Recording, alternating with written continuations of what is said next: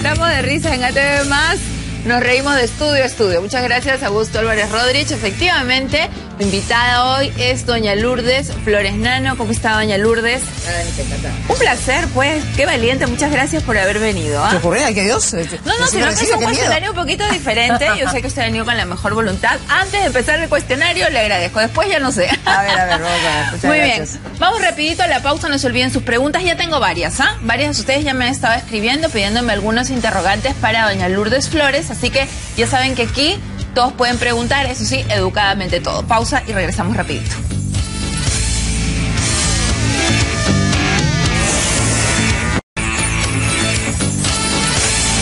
Bien, comenzamos a darle vueltas a doña Lourdes Flores Nano. ¿Cómo está? Ya, bienvenida, le doy la bienvenida. La primera pregunta de cajón es más bien de coyuntura. Usted habrá visto las encuestas el día de hoy y yo hoy día me desperté, vi las encuestas, sabía que usted era mi entrevistada, así que estaba yo revisando. Y en esto, claro, sale siempre el tema de que usted ha dicho que no va a postular, ¿no es cierto?, a la presidencia. Y sale usted cuarta, que digamos no es nada despreciable, en una encuesta de CPI el día de hoy. ¿La ha visto? Sí, no la he visto, me lo han contado, pero en fin. Ah, ya, bueno, no las ve tampoco, usted ya está fuera del tema con todo. Sí, no, yo soy, a ver, no, sí la miro, lo que pasa es que hoy día tiene un día complicado, pero yo digamos, he dicho lo siguiente para graficar qué convencido estoy que no será el 2016, que aunque estuviera primera con el 99.9% de la voluntad, no iría igual. Porque yo me estoy dando en Italia, amigos, un aire, que no está mal, un político tiene que tener un tiempo en que mira las cosas distintas, con calma, eso ayuda además a que el partido se institucionalice. Eso me da la perspectiva. Si Dios me da vida, ya veremos después. Hombre, usted está joven. Vamos a ver. Usted, además, su primera postulación en la política fue a los 25 años. Sí. Tiene una vida entera. O sea, como que o sea, usted se ha dicho frente al espejo, Lourdes, relájate y date tu año. Está flaca, está regia, está estudiando. No, qué interesante lo que dices, porque a veces quizás no todo el mundo sabe lo que significa emocionalmente y como compromiso de vida una aspiración presidencial. Yo les diría a todos que mi momento de más compromiso personal fue entre el 2001 y el 2006. Si tú me preguntas, ¿cuándo es que yo sentí que había una posibilidad importante? Fue el 2006 y me preparé mucho, trabajé mucho, muy intensamente entre el momento en el que en el 2001 no nos fue mal, ¿no?, y aspiré al 2006. Entonces fue realmente una dedicación de vida. Y por eso digo, si yo ahora pensara en el 2016... mi vida tendría que estar encaminada absolutamente a eso, porque además creo que como tiene que hacerse con seriedad, recorrer el país, dedicarte a escuchar y atender con mucha, digamos, con vehemencia, con pasión. Claro, yo me acuerdo que esa vez que además usted estaba primera era porque no había lugar del Perú que no pise. Bueno, esa es una pasión lindísima. Yo en realidad me propuse recorrer el país siendo parlamentaria. Entre el año 95 y el 2000... No paré hasta terminar la última provincia del Perú, pero evidentemente entre el 2001 y el 2006 recorrimos todas las semanas religiosamente algún lugar del Perú o varios lugares del Perú. Bueno. De modo que ahora estoy en otra actitud, más bien estudiante, universitaria. Sí, pues. Pero igual, ahí, al pie del cañón. Así es que vamos a ver, Dios dirá si en un momento futuro hay, pero agradezco de cualquier forma, me honra mucho. Y agradezco mucho a quienes puedan pensar que aunque uno diga claramente que no, ahí están los seguidores. Ahora, y a ellos habrá que decirles, bueno, proyecto habrá, el PPC estará presente y estaremos en el mismo... Ya hablaremos de eso. ¿Por qué se llama Selmira? Usted se llama Lourdes Selmira. Rosario. Me llamo Selmira por mi abuela. La mamá de mi papá se llamaba Selmira. Selmira Placentina, Cosío de Flores. Mi segundo nombre es por mi abuela. Y Rosario, porque yo nací el 7 de octubre, que es el Día de la Virgen del Rosario. Y Lourdes, porque mi mamá, en paz descanse, era muy devota de la Virgen de Lourdes. De hecho, tenemos unas imágenes suyas, vamos a verlas ahorita para que nos vaya contando. A ver, Quiquecito. Ahí está la gruta de la Virgen de Lourdes que usted tiene en su casa. Claro. Su madre era muy devota. Muy devota, y yo lo soy también. Ahora esa imagen, que en este momento está ya un poquito desgastada, he estado el año pasado en Lourdes por segunda vez después de 30 años. Lindo, he ido 2 veces. Cuando fui a estudiar en Europa en el año 83, el primer viaje que hizo mi mami nos fuimos a Lourdes. Es un lugar conmovedor. He vuelto el año pasado. He ido ahora con la viuda de mi papi, su segunda esposa, nos hemos ido juntos a Lourdes. Hombre, no sabía que su papi tenía segunda esposa. Ah, claro, mi mami falleció en el año 99, mi papá se casó al poco tiempo con Teresa, hoy su viuda, y nos hemos ido juntos a Lourdes. La verdad es que recordaba con mucho, y volvería a vivir, porque el momento es muy intenso. Y la misa, por ejemplo, a las 11 de la noche en Lourdes, es un silencio viendo a la Virgen y rogándole. Pero el pueblo en sí me pareció muy comercial ya. Ya demasiadas tenditas, demasiado turismo, esta cosa ya bien comercial. Pero Lourdes es un santuario precioso. Y yo la verdad es que las 2 veces me he sentido muy conmovida. Y en esta última oportunidad, esa noche, la misa, 11 de la noche, cerrando la basílica, impresionante. Pues se da cuenta cómo está en un momento de su vida en que ha hecho un pare y está retomando todo lo que es. Sí, está recargándose, ¿no? Interesante, les voy a contar qué soy. Yo terminé mi carrera en el año 83 y me fui a España. Así es. Entonces hice estudios de doctorado. Por eso tú verás siempre, yo creo que pongo estudios de doctorado, porque doctora en Derecho no soy. Yo salí de la universidad, bachiller, licenciado, y me fui. E hice en la Complutense mis estudios de doctorado. Pero no hice mi tesis. Y pasó lo que ha sido mi vida los últimos 30 años. Entonces hace un par de años, ya tenía un poco la idea de ir dejando. Me fui a la Complutense y dije, bueno, señores, a ver, quiero retomar mis estudios de doctorado. Me dijeron, pues ahora España es Europa. Y entonces usted tiene licenciatura, tiene que hacer maestría. Dije, ¿y ahora cómo hago? Entonces me he matriculado en la Católica, en mi universidad, en una maestría de la Católica con la Universidad Castilla-La Mancha, con Toledo. Pues ahora voy a obtener la maestría peruana y española, y para que vean cuán eso es, nos vamos ahora con el saludo a mis compañeritos de clase, nos vamos en julio, entre el 5 y el 25, 3 semanas, mis compañeritos de clase y yo, a estudiar a Toledo. ¡Qué maravilla! Toledo es una ciudad hermosa. Preciosa. Y hoy conversaba con una gran profesora mía, la doctora Susi Zumben, con Mario Castillo, estábamos en un tribunal y le decía, estoy leyendo autores de los últimos 30 años, que yo no había estudiado, que no había leído. Eso fue por estar en la política de pico y patas. Uno va. La política es una maravillosa pasión. Claro. Que yo nunca he confundido con mi actividad profesional, en el sentido de saber que de la política una persona honesta no vive. Muy importante. La política a una persona honesta le cuesta.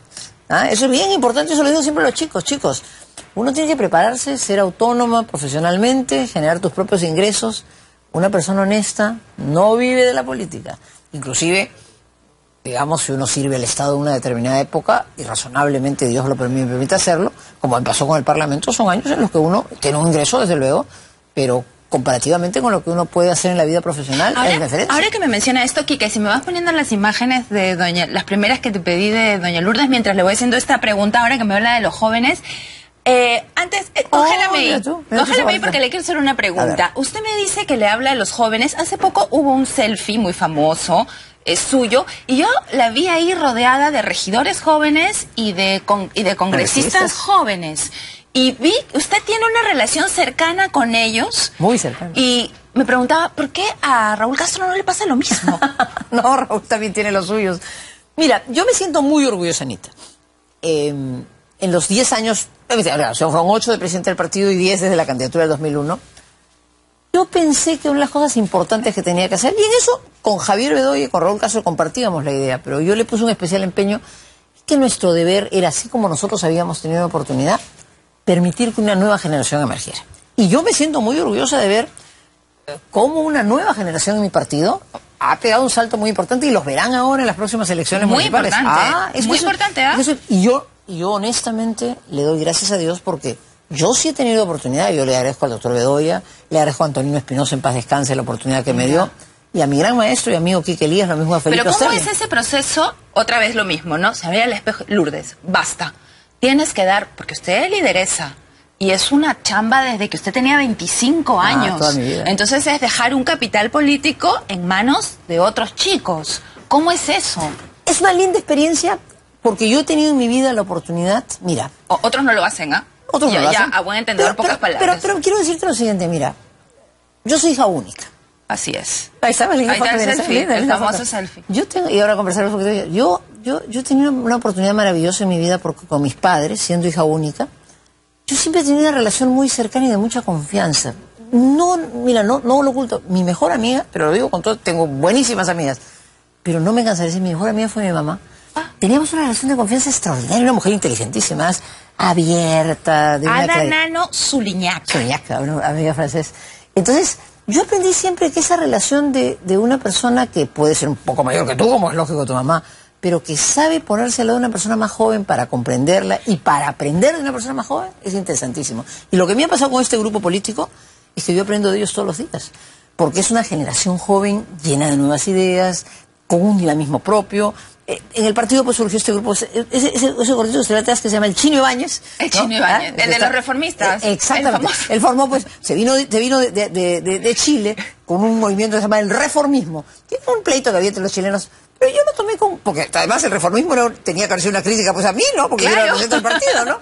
Y sin embargo eran muy cercanos. Pero lo que denotaba era una sangre juvenil que quería traer nuevas ideas. Y a mí me parece que eso es vital. Yo creo que uno se renueva en la medida en que escuche a otras personas con más juventud. Ahora, en el partido yo creo que lo interesante es que haya generaciones muy diversas. Yo he tenido el privilegio de tener maestros. Esos años al lado de Bobby Ramírez del Villar no me los quita nadie en el Parlamento. Conocí, por supuesto, mucho a don Ernesto Alaiza, menos a don Mario Polar compartido, pero ese año al lado de Bobby, esos 2 años trabajando al lado de Bobby, invalorables. Pues para usted fueron, digamos, una escuela. Totalmente. Yo vivía a Bobby Ramírez del Villar, no sé, por ejemplo... Hay una foto de Roberto Ramírez Villar famosísima, ¿no? En el autogolpe con las rejas. Con las rejas atrás. Pero el Bobby que yo conocí era un parlamentario pues brillante, ¿no? Entonces, un hombre que había estado gravísimo. Está hablando de la panacea, pues en comparación a lo que tenemos ahora. O sea, eso es lo que yo siento que la política tiene que rescatar, ¿no? Quizás el mundo ha cambiado, hoy las nuevas generaciones son mucho más pragmáticas, menos idealistas, pero esa gente que hacía de su vida un compromiso con la política, con ideales... Tenemos que recuperarla. Y yo siento que en nuestra juventud hay ese talante. O sea, yo creo que nuestra gente joven ha demostrado en momentos muy críticos una fortaleza en valores enorme. Y yo siento que en los chicos jóvenes del partido hay capacidad, conocimiento y muchos valores. Y eso me llena de orgullo. Bien, vamos con la foto ahora sí de la infancia, que eran las que me provocaba. Para que me cuente un poquito... ¿Cómo? Me dice ahora que tenía una relación muy... Ahí está. ¿Cuántos años tenía ahí usted? Ahí tendría pues unos 4 años, ¿no? Ahora, hija única, hija engreída. Engreídísima. Totalmente. Bien engreída. Pero con mucho sentido de responsabilidad. O sea, yo siempre he sentido que a mí me han dado en mi vida... Es que me escribía de chiquita bien chancona. ¡Es mala! En el switcher me dice. Sí, está chancona. Chancona. Era chancona, ¿no? Sí, un poco chacola, pues para que lo vean. Lo reconozco, pues, por favor. Sí, lo reconozco. ¡Che, mira! ¿Sabes? Caminando. Esa es esa foto con mi mami, que estarán... Sí. Sí, yo era... mira, yo soy bien deportista también, ¿eh? Jugaba softball. Sí. Son 2 chicas del colegio, Nila Concilier y Cecilia Araujo. ¿Softball? Para jugar softball. Un poquito rudo, ¿no? Es como el béisbol, claro, ¿no? Pero con pelota más grande. Claro, un poquito Mi rudo. padre era jugador de béisbol. Y también, ese me puede de basquetbolista. Ese es el equipo de regatas. Y la segunda chica es Juliana Testino, hermana de Mario Testino. Mire usted. Claro. Estaban por ahí. Es el equipo de regatas medianas, éramos, ¿no? ¿Y ahí? Ese es mi equipo de fulbito de la universidad.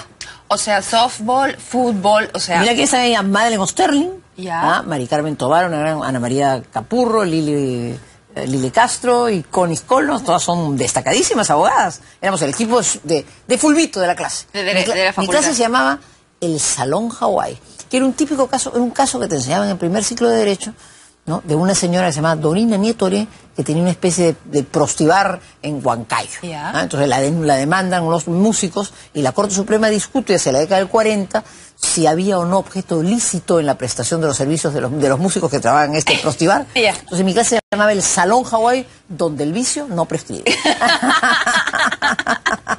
Estupenda promoción, mi promoción buenísima. Bueno, claro, pero sí. Hija única, hija engreída, hija estudiosa, deportista. Muy deportista. O sea, digamos, usted era bien perfectita. No, ni mucho menos, ni mucho menos. A ver. Pero era, juerguera y viciosa, sí, claro que sí. ¿Cuál vicio tenía?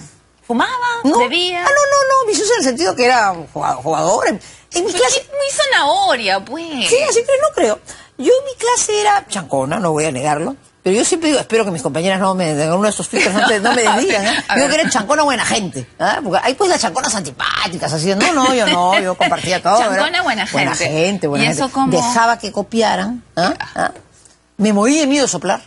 Pero yo sí levantaba el brazo y tiraban letras a mis compañeritas. ¡Qué lindo! No, pero verdad, yo tengo una amistad, y nos vemos pues, no con tanta frecuencia, pero la amistad del colegio es eso, pues, ¿no? Tú vuelves en recontacto con tu compañera de clases como si te vieras ayer, ¿no? Y me jacto de eso, una linda amistad de tantos años. En esta vida de colegio, con los padres... tengo una pregunta que este es el momento. Manuel Serpa me dice...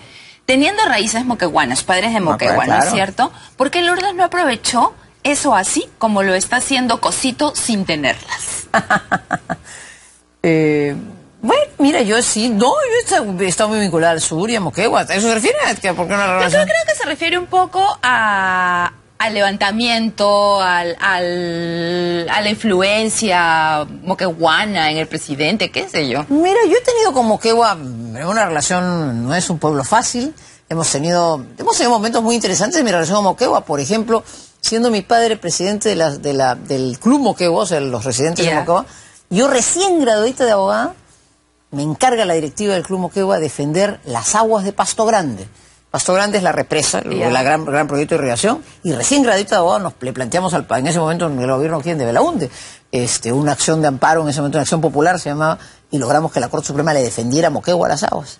Así que no, como Moquegua tenemos relación, y después fue una experiencia muy interesante nuestra relación en el Moqueguanazo, con Alberto Bengolea, que jugó un papel muy importante, y con el entonces alcalde de Moquegua, nuestra dirigencia de Moquegua en ese proceso era bien importante dar una señal de respaldo y simultáneamente de serenidad al pueblo de Moquegua. Así que no, yo he tenido con Moquegua una relación entrañable y han sido muy generosos mis antecedentes. En todo este tiempo, repito, hija única, engreída, chancona, una muy buena alumna, etcétera, ¿se perfilaba usted siempre como política? Porque, digamos, a los 25 años decidir la primera postulación... Es interesante lo que pasó, mira. Yo entré a la Universidad Católica en el año 77. Mi padre trabajaba con Fernando Bedoya Reyes, hermano de Luis Bedoya Reyes, abogado aprista. Pero yo a Fernando lo trataba, era mi tío, vivía en mi casa, en fin, yo lo quería mucho. Cuando convocan a la Asamblea Constituyente, yo digo a Fernando, y oigo hablar al doctor Bedoya, a Luis Bedoya Reyes, es su hermano, le digo, quiero que me presentes a tu hermano. O sea, me impactó, lo escuché, creo que fue el discurso de Tacna, me impactó mucho. Mi papá tenía una buena relación, que lo conocía, y Fernando me dijo, no, pues te voy a llevar al APRA. No, pues le dije, llévame al PP6, es lo que me ha gustado. Y así conocí al doctor Bedoya, llevada por su hermano aprista.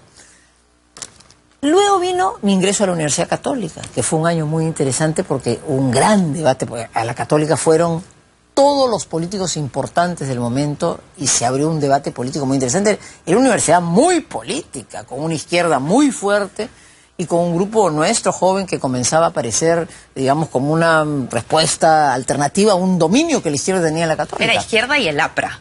Ese era el pleito. Y surgía un movimiento nuevo, nuestro, ¿qué te puedo decir? Enrique Gers y gente liberal. Tomamos la directiva de la FEPUC en una oportunidad, todo eso en mi universidad. Cuando hubo la huelga del 78, 79, yo era delegada de mi clase, yo abría la clase, o sea, era bronca, eso no era contestataria la cosa. Pero fue una vida muy intensa, muy política, muy ideológica, de debates muy interesantes, además de una cultura enorme, ¿no? Borges fue a la Católica, en fin, unos años extraordinarios, la vida cultural y política de mi universidad, extraordinaria.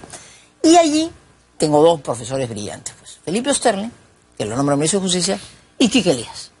Mi compromiso con la vida política se da cuando Enrique Elías, mi maestro, mi profesor, me lleva a trabajar con el Ministerio de Justicia. Al Ministerio de Justicia. Y a partir de ahí comienza una vida que no ha parado. Pero postular a los 25 años para diputada. Para diputada no es... O sea, antes fui regidora.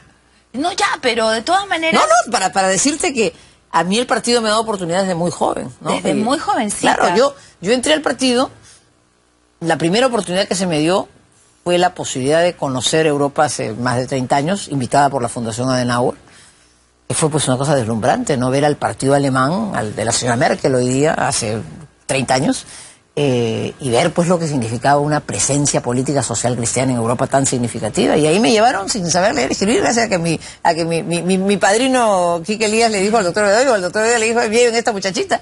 Fue una lindísima experiencia.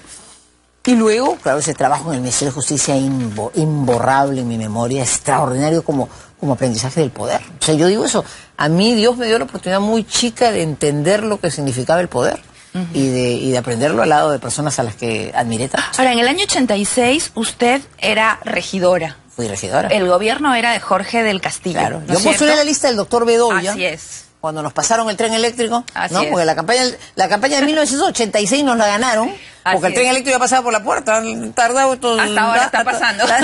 Ya ahora hay, ¿no? Pero y fuimos un estupendo grupo, porque nosotros fuimos un estupendo equipo, pero la izquierda y el APRA tenían otros estupendos era equipos. Alfonso Barrantes, el otro candidato, y Jorge del Castillo. Sí. Y Jorge entonces, ganó, pues. Claro, ganó Jorge y usted fue regidora. Pero en el 87 vino lo de la estatización. Y me sorprende usted de la regiduría como miembro del PPC, salió a hacer una activa oposición a la fiscalización. Esa fue una experiencia muy linda, se la debo a Antonino Espinosa, en paz descanse. Se produce el anuncio de la extradición de la banca. Felipe Sterling, ese mismo día en el Congreso, saliendo, dice, esto es un acto inconstitucional, mientras otros dudaron. Y Tito Borea, que en ese momento era secretario general del partido, recomienda que hagamos una manifestación, la primera, y la hacemos en efecto el 14 de agosto, o sea, 14 días después. En la comisión política del partido, que estaban pues todas las personalidades que te he mencionado, todos los fundadores del partido, en fin, se discute quién debía ser el orador. Y se produce, como pasa siempre en los partidos, los debates, ¿no? Por el doctor Bedoya de cajón, ¿no? Entonces hay quien dice, pues que sea Felipe Sterling, otros dicen Quique Díaz, no sé qué, van bien los debates, ¿no? En un momento alguien dice que es una figura joven y proponen que sea Tito Borea, que era una figura emergente en el partido muy importante. En paz descanse Antonino, dice, bueno, si se trata de una persona joven, que abre el Lourdes. Yo estaba sentada atrás, como me sentaba siempre, pues, calladita, escuchando, ¿no? Todavía ese día le dije al doctor, ya, el doctor se fundió, ya está. Yo decía, pues, ¿qué cosa tengo que hacer yo acá? Yo soy, pues, el pinche en el partido, ¿no? Saliendo me dice Tito Percivale, yo que tú me prepararía. No, Tito, le dije, estás loco, pues, ¿qué cosa tienes que te voy a tener que hacer ahí? La víspera del meeting me llama el doctor Díaz y me dice, mira, sin confirmarte es posible que... Yo temblaba, pues, ¿no? Como que es posible, doctor Díaz, ahorita. No, mañana te voy a confirmar. En la mañana siguiente me confirma, yo temblaba más. Y se me da esta oportunidad extraordinaria, ¿no? Absolutamente, pues, fuera... Esa fue la primera vez que enfrentó un meeting así. Bueno, yo había sido calentaplazas del doctor Bedoya en Camaná. Mi primer discurso lo di en la Plaza de Armas de Camaná. Los calentamientos, Aquí está pueblo de Camaná. Claro. Luis Bedoya Rey, ya está listo, aplauso y me quité. Claro. No, pero esta fue un momento... Esta fue fuerte. No, y era además...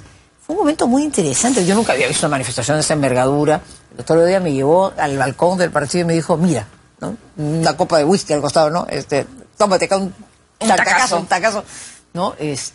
Mira, esta es una manifestación que hay que dominar, hay que hacer sentirle a la gente. Ay, ¿no? caray, claro, eso del político frente a la masa. Era una plaza muy bonita, porque había sido una convocatoria, fíjense ustedes fíjate tú, Anita, cómo a veces ciertos valores calan.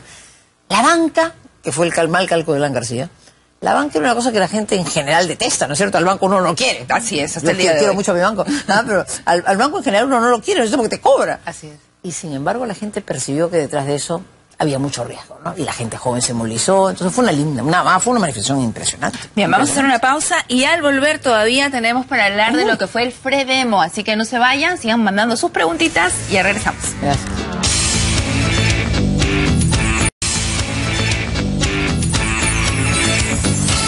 Bien, continuamos con doña Lourdes Flores Nano y nos quedamos en el año 89, donde vienen las municipales, ¿no es cierto? Ahí está el Fredemo y el PPC forma parte del Fredemo. ¿Usted, en perspectiva, cree que esta decisión de formar este frente fue positiva, fue buena? Sí, fue una lástima que no ganáramos. No, claro.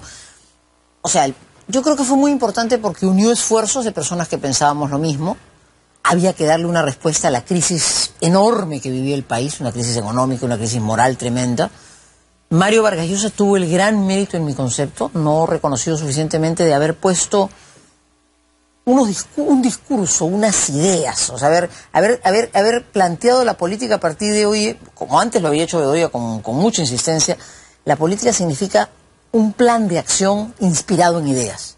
Y Mario, con la libertad que le da su brillantez intelectual, lanzó un programa quizás demasiado abierto, demasiado transparente, demasiado confrontacional, pero que le decía al país, oye, para salir de esta crisis en que estamos, la vuelta de timón tiene que ser muy profunda. Ahora, ¿no? Vargas Llosa era un político en ese momento como muy convencido y concentrado en este plan de sopetón, más o menos. ¿Cree que eso...? Yo creo que Mario tiene una cosa que tenemos que admirar en él, una honestidad intelectual que yo se la siento hoy. O sea, el Vargas Llosa que enfrenta lo que hay que hacer y dice su verdad, porque creo que tiene eso, tiene una enorme honestidad intelectual. Uno puede estar de acuerdo o en desacuerdo, pero lo que yo creo que tú encuentras siempre Vargas Llosa es mi punto de vista. Eso es lo que pienso. Sí.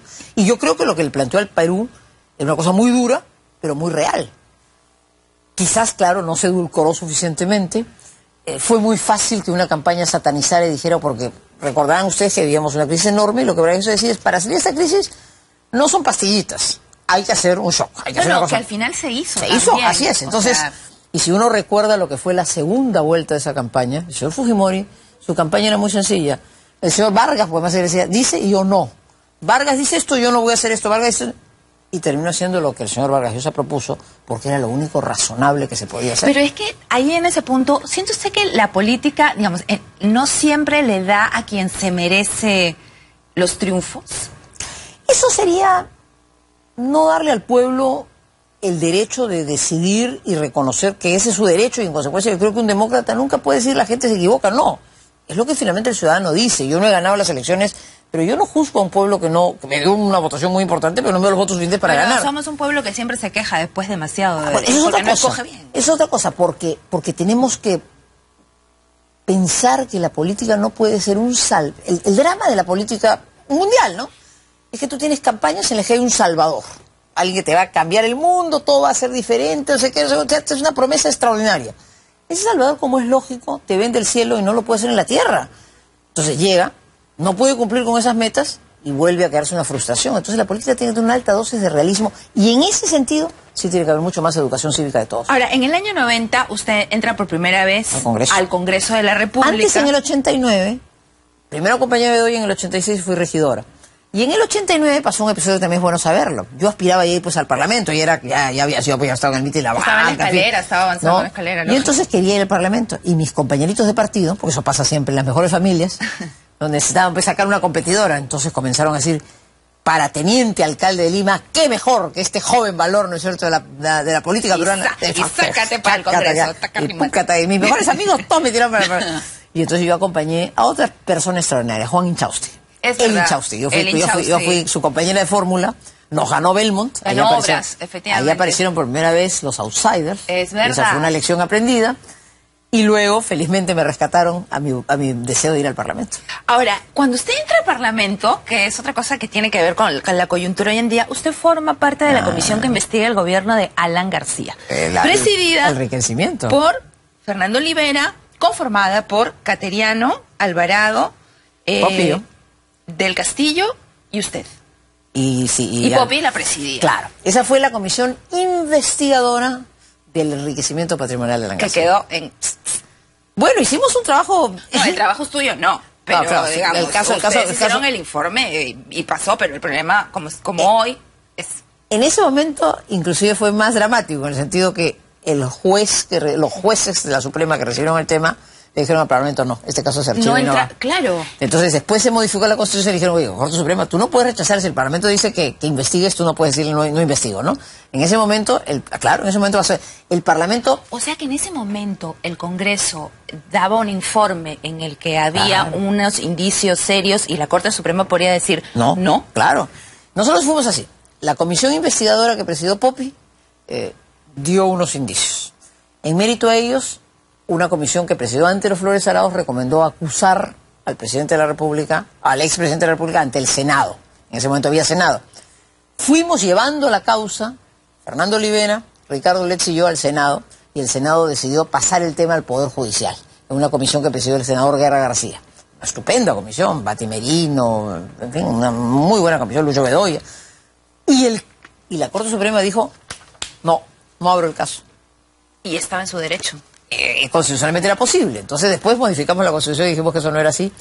Pero yo creo que actuó mal la Corte Suprema, porque lo lógico es que esos indicios tenían que dar lugar a una investigación. Y en ese momento se cerró la puerta. Después se reabrió, y se reabrió en el clima, lamentablemente, ya pues del golpe de Estado y del autoritarismo. Caso que a su vez se investigó, pero que tampoco terminó en sentencia, sino en la prescripción. Así es. ¿No? Entonces, yo sí lamenté que ese trabajo que hicimos, que tuvo sus cosas buenas y sus cosas malas, pero que fue un esfuerzo de unos jóvenes parlamentarios, en ese momento Fernando Olivera, el ministro Cateriano, Fausto... Un trabajazo. Trabajamos... O sea, cuando yo he leído indicios, con todo respeto, sobraban, Yo creo que había más que suficientes elementos para iniciar una investigación. Exacto.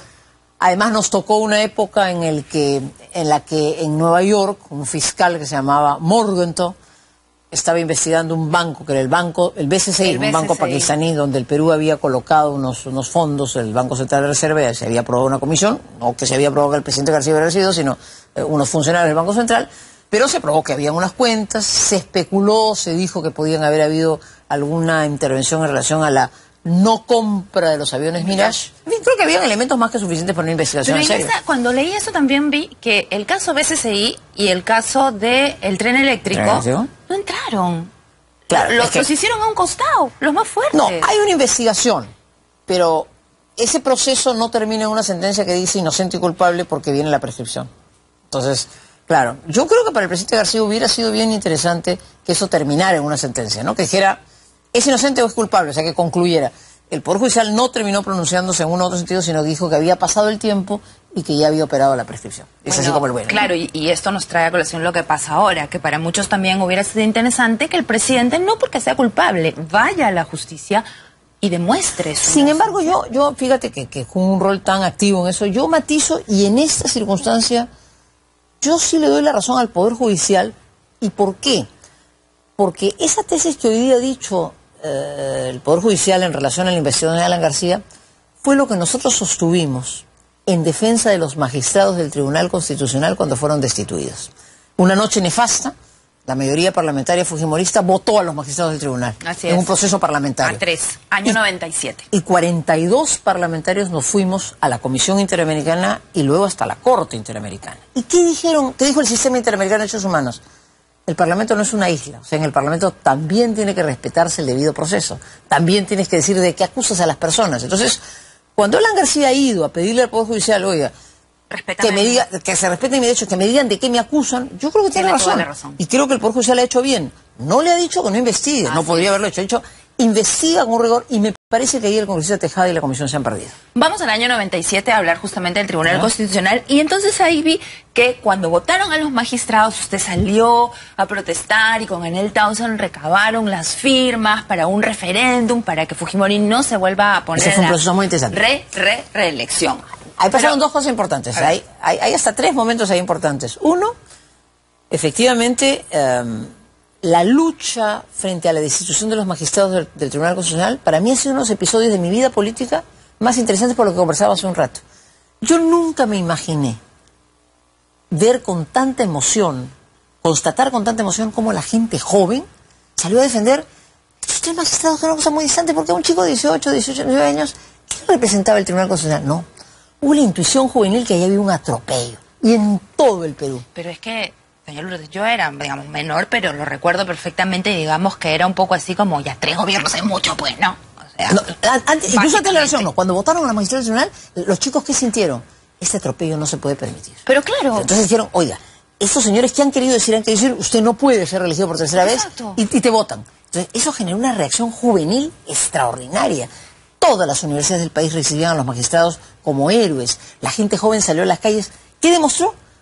Esa juventud que la generación X, llena de valores, cargada de valores. Y luego vino una linda lucha cívica, que fue el Foro Democrático, con Tito Borea, con Javier Descanseco, con Mauricio Mulder, con Anel, y con muchos otros políticos de todas las tiendas políticas, César Rodríguez Rabanal, políticos de todas las tiendas políticas que nos uníamos en torno a una defensa democrática. Durante muchos meses recabábamos firmas. Estos jóvenes que hoy día me acompañan, Mónica Sarabia, Coco Villena, eran estudiantes universitarios. Mónica era una lideresa en San Marcos, y con estos chicos salíamos todos los sábados y domingos a sacar firmas. También nos insultaban y nos gritaban que era miedo, porque el fujimorismo tenía sin duda una fuerza muy grande.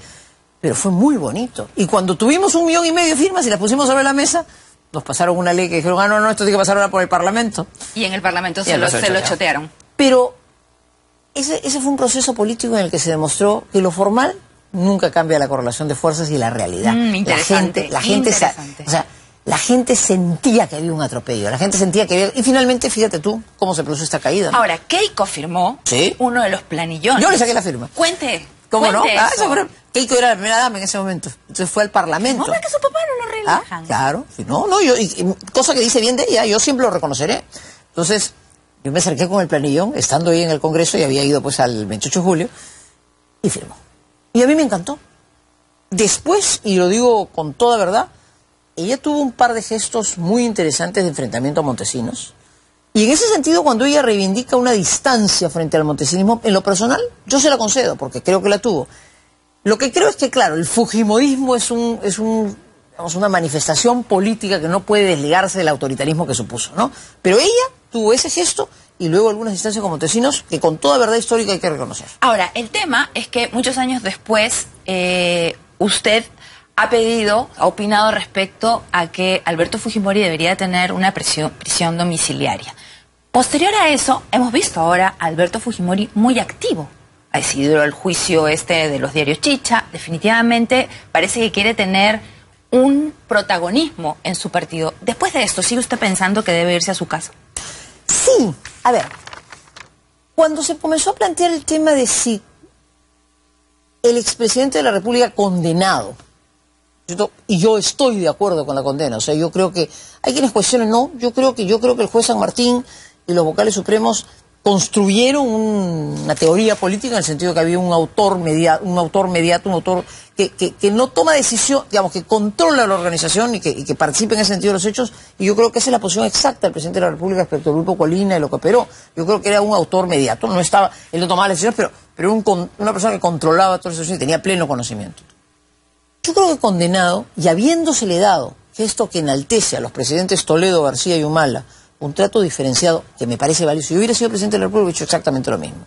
Yo creo que a un presidente que había cumplido también algunas cosas históricas muy importantes, había que darle ese trato especial, de consideración especial que se le ha dado. Pero llega un momento en que tú dices, a ver, ¿hay sentido para abrir una pequeña rendija, una válvula de distensión? Yo creo que sí. Hay quienes decían el indulto es la vía, porque se le veía mal de salud, porque creo que está además mal de salud, a pesar que pueda tener vitalidad y que ojalá la tenga y mucha. Claro. Es evidente que está... Y yo decía, no, el indulto no, porque el indulto no es una buena señal. Entonces el perdón, yo no creo que es eso. Yo digo, hay que permitir el cumplimiento de la condena con condiciones más cercanas a una familia, cosa que además vale para él y podría valer para muchísimas otras personas. O sea, yo creo que en el Perú hay que modificar la ley, eso no se puede hacer hoy día. Pero yo digo, esa figura deberíamos tenerla.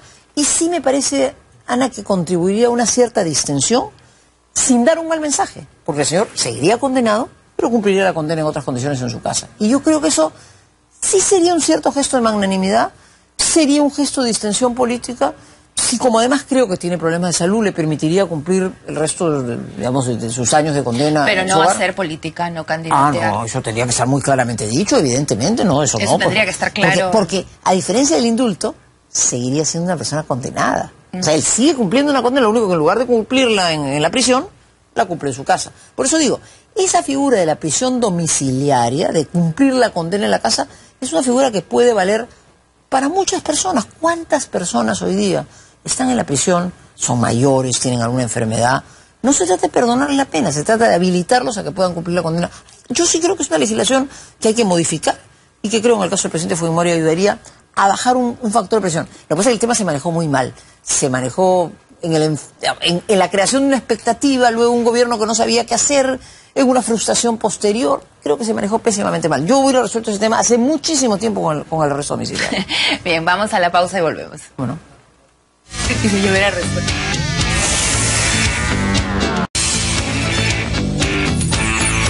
Bien, estamos en la parte final de la entrevista. Doña Lourdes, tengo que preguntarle, ya tengo que saltar al presente porque si no nos quedamos 2 horas conversando con esta interesante reflexión. Pero esto son más de 30 años de vida política. Es que claro, una chiquitita, un minutito con esta respuesta. De todo lo que me ha contado en un momento, ¿qué momento se relaja? ¿Qué hace para relajarse? ¿Qué hago para relajarme? Veo televisión, leo. Ya. Lee cosas de novela. Sí, con cualquier tontería o adefesio que pueda haber por ahí. A veces, sí. A veces hay momentos en que simplemente me echo a dormir un ratito y eso me relaja, ¿no? Ya. Bueno, ¿no? Quería hablarle de esta carta, este correo que ha circulado en el que supuestamente usted le dice una serie de cosas a Raúl Castro, como no se exceda, que las cosas tienen un límite, que está modificando lo que hemos acordado, que yo te hubiera podido aplastar, pero preferí un acuerdo político, etcétera. A lo que Rafael Yamachiro ha dicho que la carta hace un daño innecesario al partido, que Raúl Castro se ha sorprendido y que la dirigencia está maltratada. A ver, esto presupondría como que usted ha sacado el correo, y es un correo suyo que no creo que usted haya publicado. para comenzar. Entonces, ¿cómo interpreta esta situación? Es una pena que alguna de las personas que ha recibido un comunicado, una comunicación interna, la haya dado a conocer. Eso me parece fatal, pero ya está hecho. Lo voy a poner en estos términos. Yo creo que hay cosas que tienen que ver con la vida de una familia, de una comunidad, que están dichas y están hechas. No hay que ahondar sobre ellas. Para mí es un tema, ya he dicho lo que tenía que decir, está acabado, Pero yo tengo no voy a contribuir entendido que esas actas estaban ya corregidas, o sea, estaba ya todo puesto en el papel.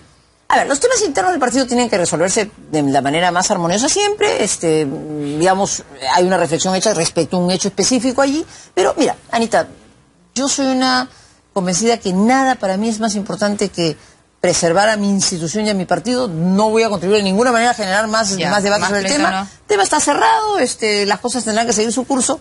Y en todo caso, sí lamento que alguien que recibió una carta, un documento interno, bueno, lo comparta, que no... Ahí está el error. Creo que el error está en quien, habiéndolo recibido, no sabe guardar la reserva del caso, de lo que corresponde, y se dice con la confianza con que tienen que hablar los amigos también, y con la dureza con la cabeza que hay que hacer. Ahora, ¿quién quiere usted que sea el candidato del PPC a la alcaldía de Lima? El que las bases decidan. ¿Ah? No, pero usted. No, ya me han imputado que adelanto opinión, de modo que no, yo estoy ahora convencida que el partido va a tener una estupenda competencia interna.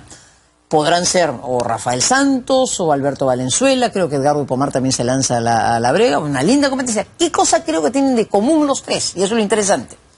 El PPC le propone a Lima una figura política nueva, de eso que hemos conversado al principio de ese programa, sin embargo, con experiencia municipal, con conocimiento de la realidad de Lima. Creo que es un partido que se muestra con una nueva generación estupenda. Yo me siento orgullosísima de pensar que esa va a ser la carta, y estoy segura que es una carta con altísimas posibilidades de triunfo, porque yo creo que va a mostrarle a los limeños, nos va a mostrar a los limeños futuro, esperanza. Hay cosas buenas del pasado, pero ¿por qué no darle la oportunidad a una figura que represente el futuro? Ahora, ¿la ve usted, ya para cerrar esta entrevista, una política con todos estos años de carrera, etcétera, una mujer que es muy importante para nosotras, el tema de género?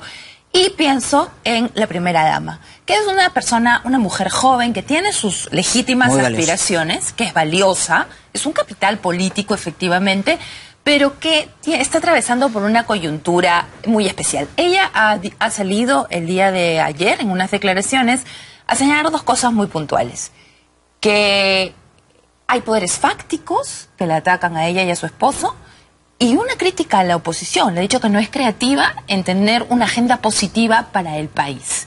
¿Cuál es su opinión de estos dos temas? Primero, que creo que siendo una mujer joven, que evidentemente le gusta la política, tiene una aspiración y un proyecto, creo que si yo fuera su amiga, no la conozco, la señora no la he tratado mayormente, pero si yo fuera su amiga, yo le diría: mira, ese capital que tú en tiempo tan corto has desarrollado, consérvalo. No intentes agotarlo, no intentes desesperadamente quemarlo en la primera oportunidad, cuando tienes la trayectoria y el tiempo necesario para que sea un capital duradero. Creo que Mario Vargas Llosa tiene razón cuando dice: es una figura que puede tener una estupenda oportunidad en el futuro. ¿Por qué intentarlo? ¿Por qué intentar hoy todo cuando su papel puede ser el de ir creciendo y cimentándose? Yo creo que está aportando a la política, que es una mujer muy valiosa. Yo creo que la posibilidad que una mujer sea presidente de la República es un tema que está en la escena política. Creo que va a ser un hecho inexorable en el Perú, se va a producir. Dios dirá a quién le corresponde esa oportunidad, pero creo que el hecho que más mujeres cada día nos estemos involucrando, que una figura joven como ella se muestre activa en la política, se muestre dinámica, es muy importante. Administrar su tiempo es vital. Yo no creo, mira, está sujeta a las críticas, como es lógico, porque ella además juega un rol muy protagónico. Y su crítica de posición, bueno, no pasa de ser un juego político. Yo sí creo que en el caso del Partido Popular Cristiano hemos procurado ser, respecto de este gobierno, crítico cuando correspondía, muy generoso, como acabamos de serlo dándole al gabinete Cornejo una oportunidad. Hemos procurado ser, cada vez que se nos ha llamado al diálogo, positivos, aportantes. Nuestros parlamentarios, todos en cada una de sus comisiones, procuran aportar permanentemente. La Comisión de Justicia que hemos presidido es un permanente lugar en el que se exponen y traen ideas importantes, de modo que yo no creo que respecto al PPC y sus parlamentarios, por ejemplo, esa crítica sea válida. Pero en general, yo le diría, ese capital que se va construyendo será mucho más valioso si se maneja con prudencia, si se quema en el esfuerzo de estar presente hoy día de una manera ya omnipresente que le está causando daño, no hace sino, digamos, perder la oportunidad de hacer que esto se siente y crezca. Yo creo que es una persona valiosa y ojalá que junto con ella en los próximos años emerjan más figuras. Yo me siento orgullosísima de ser una mujer con vocación política y me encanta ver nuevas mujeres que cruzan ese umbral y dicen, yo también quiero servir, quiero trabajar, quiero tener vocación de poder. Eso es muy importante, es parte de una sociedad nueva. Muy bien, doña Lourdes, se me ha acabado el tiempo. Muchas gracias, Muchas muy contenta. gracias Al contrario, por haber gracias venido a hacer esta reflexión histórica importante. Es importante para nosotros. Porque yo creo que tenemos, y con eso termino, yo creo que las elecciones del 2016 deberían ser en nuestro país la oportunidad, fíjate que no seré candidata, para cerrar este ciclo de antipolítica y abrir un ciclo de buena política. Yo comprendo que mucha gente nos está escuchando hoy día y dicen, los políticos no me gustan, la política es enfrentamiento y no cosas positivas. Muy bien, pero está probado que la improvisación, Ancash es un buen ejemplo, la improvisación, la falta de preparación no son el camino. Construyamos buena política y yo espero contribuir en eso, desde mi partido desde luego, a que si yo tuve hace más de 30 años una vocación y he dedicado mi vida a esto, sea para que veamos plasmada una política con P mayúscula. Yo he tenido el privilegio de ir a esa escuela y espero que los jóvenes también la tengan y creo que el país se la merece. Un país que crece, un país triunfador, necesita buena política. Ojalá seamos mucho más los que contribuyamos a la sociedad y yo creo que el Perú entonces es imparable. Es imparable. Muchas gracias, doña Lourdes. Gracias a ustedes por sus aportes. He tratado de resumir, han sido muchísimos.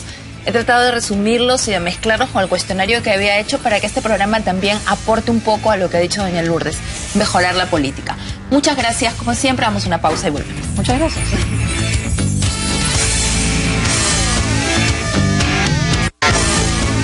Dándole